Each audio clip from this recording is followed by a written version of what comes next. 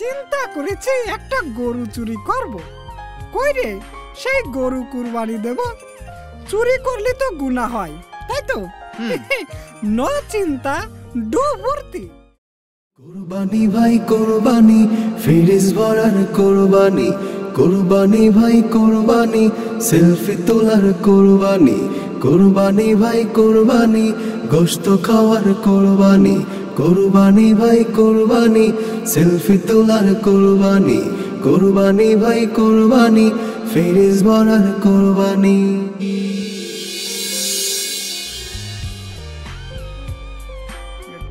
কি ব্যাপার রে? মনে হচ্ছে বাবা আমাকে সবদুল চা।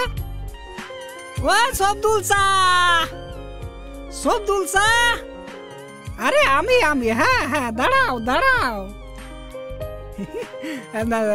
কি অবস্থা চাচা? ভালো। ওরা আমি একটু ব্যস্ত আছি, পথ ছেড়ে দাঁড়া।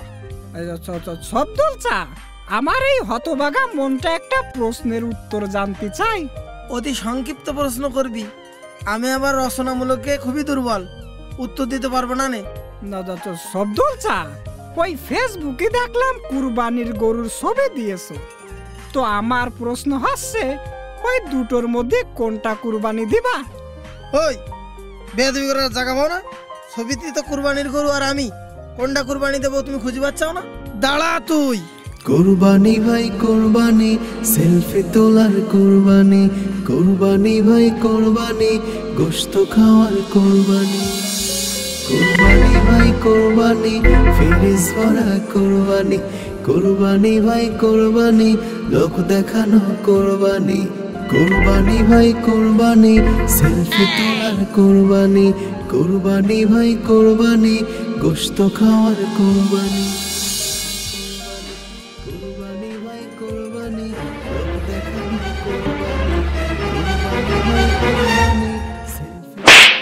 এই বিয়াদব, তুই এটা কি করতেছিস? মামু কিছু না, মানে কুরবানি দেব তো, তাই একটু চেকিং দিচ্ছিলাম।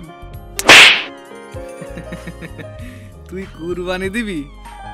বেকায়দা ব্যাপার তো। তুই টাকা পাবি কনে? আরে মামু, কুরবানি দিতে টাকা পয়সা লাগে নাকি? টাকা পয়সা না হলে কুরবানি তুই কি করে দিবি? আরে চিন্তা করেছি একটা গরু চুরি করব। কই রে, সেই গরু কুরবানি দেব। চুরি করলে তো গুনাহ হয়, তাই তো? নো চিন্তা ডু ভর্তি।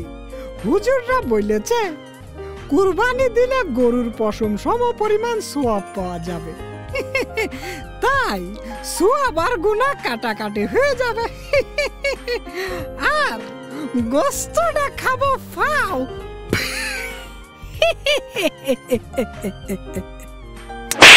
তোর তো দেখছি বিশাল বুদ্ধি।